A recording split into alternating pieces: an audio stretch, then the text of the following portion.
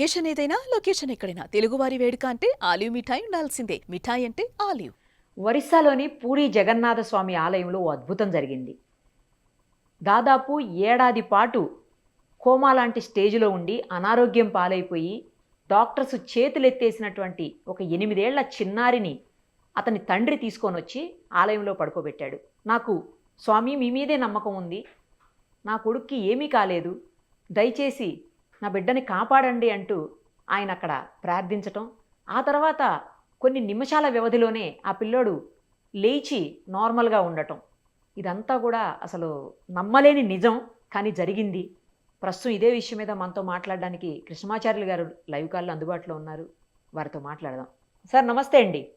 జై వీరబ్రహ్మ జై గోవిందమ్మ జై. అమ్మ నమస్కారం. సార్ గురువు గారు చాలా అద్భుతమైనటువంటి ఘటన. అంటే నాస్తికుల గురించి నేను మాట్లాడదలుచుకోలేదు. ఎవరైతే దేవుని నమ్ముతారో, ఆస్తికత్వాన్ని ఫాలో అవుతారో వాళ్ళ గురించి మాత్రమే నేను ఈ వీడియో మిమ్మల్ని అడగటం జరిగింది, ఈ వీడియో కోసం. ఎందుకంటే ఇప్పుడు దైవభక్తి, నమ్మకాలు ఇవన్నీ కూడా ఎవరి ఇష్టం వాళ్ళదండి, ఎవరి నమ్మకం వాళ్ళది, కాదని ఎవరు అనలేము. నమ్మేవాళ్ళు నమ్ముతారు, నమ్మని వాళ్ళు నమ్మరు. బట్ 1 సంవత్సరం పాటు ఆ పిల్లోడు హాస్పిటల్లో ఉన్నాడు. డాక్టర్స్ కూడా ఏమీ చేయలేమని చెప్పేసి చేతులెత్తేశారు. అలాంటి పరిస్థితుల్లో ఆ పిల్లోడిని ఎత్తుకుని ఆ తండ్రి పూరి జగన్నాథ స్వామి ఆలయానికి తీసుకొచ్చి అక్కడే పడుకోబెట్టేసి, స్వామి నా బిడ్డను కాపాడు తండ్రి, ఇంకా నాకు వేరే మార్గం లేదు అని చెప్పేసి, గత్యంతరం లేదు, మీరే చూడాలి అంటే ఆ పిల్లోడు కొన్ని నిమిషాల వ్యవధిలోనే లేచినటువంటి ఘటన పూర్తిగా వైరల్ అవుతోంది. ఇది నిజం కాదు అని అనడానికి కూడా లేదు, కొన్ని వీడియోస్ బయటికి వచ్చేసాయి ఆల్రెడీ. సో స్వామి చెప్పండి, ఏంటి అసలు అంతటి మహత్తు? అంటే మన నమ్మకమా, లేకపోతే నిజంగానే దేవుడిచ్చినటువంటి అదృష్టమా ఆ ఫ్యామిలీకి? ఏమనుకోవాలి ఇది? సనాతనమైనటువంటి ధర్మానికి పట్టుకొమ్మనైనటువంటి ఈ భారతదేశంలో మీరన్నట్టుగా సనాతనమైనటువంటి సాంప్రదాయాలకి, మన హిందూ ఆచార వ్యవహారాలను బట్టి 4 ప్రధానమైనటువంటి విశేషవంతమైనటువంటి ధామాలు ఉన్నాయి. వీటినే 4 ధామ్గా మనం పిలుస్తాం. భారతదేశానికి సంబంధించి ఏ విధంగా ఎల్లలు చెప్తూ ఉంటామో, ఆధ్యాత్మిక పరమైనటువంటి సనాతనమైన హిందూ ధర్మానికి ఈ 4 మనకి ఇళ్ళలు.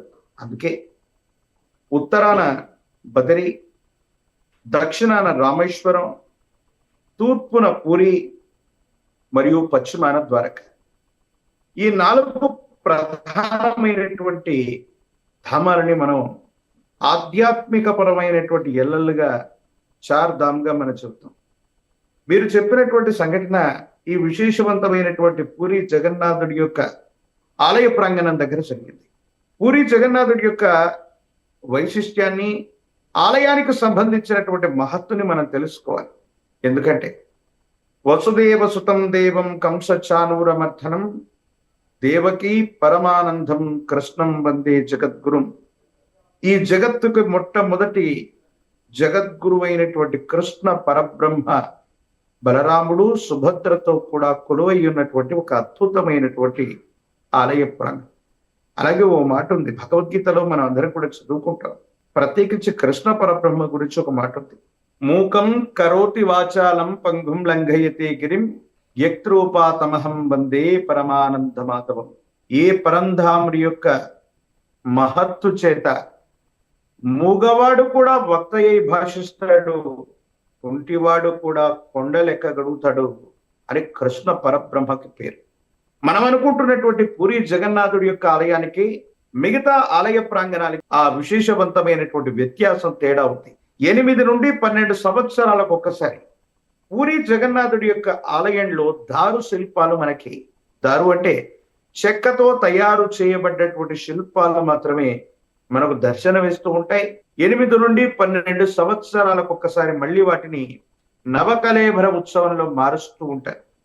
ఒకానొక సందర్భంలో మీడియాలో, సోషల్ మీడియాలో తెలియజేసినటువంటి అంశాలు కాదు, అక్కడ ఉన్నటువంటి మహత్తును మనం తెలుసుకుంటే, అక్కడ ఉన్నటువంటి విష్ణుమూర్తి యొక్క శిల్పంలో సాక్షాత్తు చేయి పెడితే కృష్ణ పరబ్రహ్మ వారి యొక్క హృదయమే అక్కడ ఉందన్న భావన కలిగిందన్నటువంటిది ఒక విశేషవంతమైనటువంటి నమ్మకం, విశ్వాసం. అందుకే ఆనాడు ఎప్పుడో కలియుగం మొదలైనటువంటి సందర్భంలో శ్రీకృష్ణ పరబ్రహ్మ వారి యొక్క నిర్యాణం జరిగినటువంటి నోటి నుండి ఈ రోజు వరకు కూడా సుమారు 5,000 సంవత్సరాలుగా ఆ విశేషవంతమైనటువంటి దారు శిల్పంలో ఉన్న హృదయం కృష్ణ పరబ్రహ్మదే. వాటికి స్పందనాలు ఉన్నాయి, వాటికి శాస్త్ర విజ్ఞానానికి కూడా అందనటువంటి ఎన్నో రహస్యాలు అక్కడ ఉన్నాయి. అందుకే కాబోలు ఒక తండ్రి ఆవేదనతో తాను అనునిత్యం ఆత్మనివేదన గావిస్తూ ఉన్నటువంటి పరంధాముడు ఆ కృష్ణ పరబ్రహ్మ ఆ విశేషవంతమైనటువంటి స్వామి వారి యొక్క జగన్నాథుడి యొక్క సన్నిధానానికి వెళ్ళి తన యొక్క బిడ్డను సంరక్షించమని కోమాలో ఉన్నటువంటి బాలుని అక్కడ పడుకోబెట్టగాని, నిజంగా ఇది మహత్వాన్ని కంటే కూడా పూరి జగన్నాథుడి యొక్క రూపంలో విష్ణుమూర్తి అక్కడే కొలువై ఉన్నాడు. ఈ సనాతనమైనటువంటి ధర్మం పరిడవిల్లుతూ ఉందంటే ఇలాంటి శక్తి కేంద్రకాలు ఆ విశిష్టవంతమైనటువంటి ప్రాచీనమైన పురాణ పురుషులు నడయాడినటువంటి ఆనవాళ్ళు అక్కడ ఉన్నాయి. అలాగే పూరి జగన్నాథుడి యొక్క విశేషవంతమైనటువంటి స్థితిగతి గురించి ఎన్నో వృత్తాంతాలు, ఎన్నో ఇతిహాసాలు, వాటన్నిటిలో కూడా ప్రస్తావన చేయబడ్డటువంటి మహోన్నతమైనటువంటి స్థితిగతుల గురించి, పూరి జగన్నాథుడి గురించి మనం తెలుసుకుంటూ ఉంటాం. మన ప్రగాఢమైనటువంటి విశ్వాసం మనం సోషల్ మీడియాలో జరిగిందనే కాదు, దీనికి వాస్తవికమైన ఆధారాలు కూడా మనం చూస్తూ ఉన్నాం. ఆ కృష్ణ పరబ్రహ్మే హృదయ స్పందనతో భక్తుల యొక్క మొరల్ని ఆలకిస్తున్నాడు. ఆ పసివాడు కోమాలకు వెళ్ళి మరణాన్ని సమీపిస్తున్నటువంటి తరుణంలో ఆ కన్న తండ్రి యొక్క ఆవేదనని అర్థం చేసుకున్నాడు. పిలిస్తే పలికే దైవంగా కేవలం మూగవాడు ఒత్తయ్య భాషిస్తూ కుంటివాడిని కూడా కొండలెక్కించగలిగినటువంటి కృష్ణ పరబ్రహ్మ నిర్యాణానికి దగ్గరగా ఉన్నటువంటి బాలకుడికి మళ్ళీ కూడా పునర్జీవితుణ్ణి చేశాడు. ఎందుకంటే కురుక్షేత్ర సంగ్రామం జరుగుతున్నటువంటి సందర్భంలో అశ్వత్థామ బ్రహ్మాస్త్ర ప్రయోగాన్ని చేస్తే పాండవుల యొక్క వంశమంతా కూడా నిర్వంశం అవ్వాలని అనుకున్నారు. అప్పుడు అభిమన్యుడు చనిపోయి ఉన్నాడు. అభిమన్యుడి యొక్క ధర్మపత్ని గర్భస్థ శిశువును మోస్తుంది. బ్రహ్మాస్త్ర ప్రయోగం దాటికి ఆవిడ గర్భంలో ఉన్నటువంటి గర్భాస్త్ర పిండం ముక్కలు చెక్కలు కాబట్టది. కానీ కృష్ణ పరబ్రహ్మ బ్రహ్మాస్త్ర ప్రయోగానికి కూడా ముక్కలు చెక్కలు చేయబడ్డ పిండాన్ని మళ్ళీ బ్రతికించాడు. ఆయనే ఈ కలియుగానికి మొట్టమొదటి చక్రవర్తి అయినటువంటి పరీక్షిత్ మహారాజు.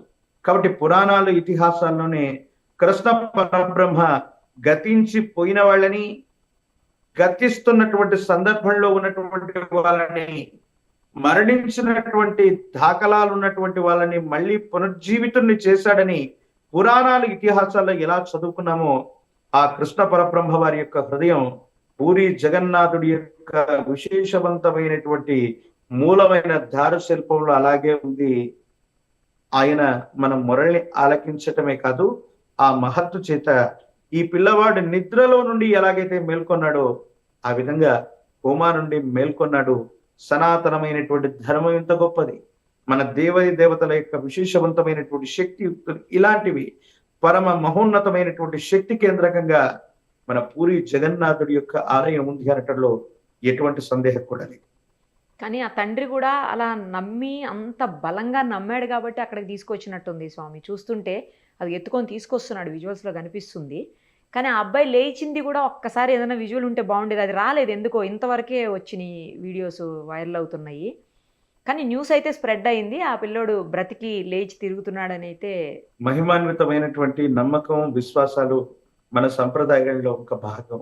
ఇటువంటి దేవీ దేవతల యొక్క ఆరాధన మనకు అనాదిగా వస్తూ ఉన్నటువంటి ఆ కన్న తండ్రి ఎన్నో రకాలైన ఆసుపత్రుల్లో తిరిగి ధనాన్ని పోగొట్టుకున్నాడు, సమయాన్ని పోగొట్టుకున్నాడు. కానీ బ్రతుకుతాడన్నటువంటి ఆశ లేక అందరూ అంటుంటారు, ఒక్కసారి ఆ పరమేశ్వరుని, సర్వేశ్వరుని అడిగి చూడు. అన్ని ప్రయత్నాలు మూసుకుపోయి ఉన్నటువంటి తరుణంలో ఆర్తి చేత, బాధ చేత నీకున్నటువంటి శక్తి మొత్తాన్ని కూడగట్టుకుని ఆ పరమేశ్వరుణ్ణి, ఆ సర్వేశ్వరుణ్ణి, అంటే పరమేశ్వరుడు సర్వేశ్వరుడు అంటే ఇక్కడ శివుడు అని అర్థం కాదు, అతి ఉత్కృష్టవంతమైనటువంటి దేవతా స్వరూపం అని మనం నమ్మేటువంటి దేవుడని అర్థం. ఒక్కసారి ఆ సర్వేశ్వరుణ్ణి అడిగి చూడు, సహాయం చేయకుండా పోడన్నట్టుగా ఆ కన్న తండ్రి మీరన్నట్టుగా చాలా తీక్షణమైనటువంటి భావోద్వేగంతో కూడినటువంటి ఆర్తి చేత, కృష్ణ నా కుమారుని బ్రతికించవయ్యా జగన్నాథ అంటూ స్వామి వారి ముందు మోకరిలగానే స్వామి వారి యొక్క హృదయం ఆ పసివాణ్ణి చూసి విశేషంగా స్వామివారు స్పందించారు. వెంటనే నిద్రలో నుండి ఎలాగైతే మేల్కొంటాడో కోమా స్థితిలో నుండి ఆ పిల్లవాడికి మళ్ళీ పునర్జన్మ లభించింది. ఒక అద్భుతమైనటువంటి విశేషవంతమైనటువంటి క్షేత్రం, విశేషవంతమైన పూరి జగన్నాథుడి యొక్క ఆలయ ప్రాంగణం. అందుకే ప్రతి 8 నుండి 11, 12 సంవత్సరాలకి నవకళేభరోత్సవాన్ని, అంటే అక్కడ ఉన్నటువంటి మూలమూర్తిని, ఆ దారు శిల్పాన్ని తీసి మళ్ళీ కొత్త శిల్పాన్ని ప్రతిష్ఠ చేస్తూ ఉంటారు. పునరపి జననం పునరపి మరణం అంటున్నటువంటి ఈ జగన్నాటకంలో సాక్షాత్తు ఆ జగన్నాథుడే పాత్ర పోషిస్తూ సాక్షి భూతంగా అక్కడ ఉన్నాడు. అందుకే ఆ పిల్లవాడిని స్వామివారి రక్షించాడని మనం తప్పకుండా అనుకోవలసిందే. ఇది నమ్మకం విశ్వాసానికే కాదు, శాస్త్ర విజ్ఞానానికి కూడా అంతు చిక్కనటువంటి రహస్యంగా మనం భావించవచ్చు. రైట్ గురువు గారు, థ్యాంక్ యూ సో మచ్. జై వీరబ్రహ్మ జై గోవిందమంబ జై.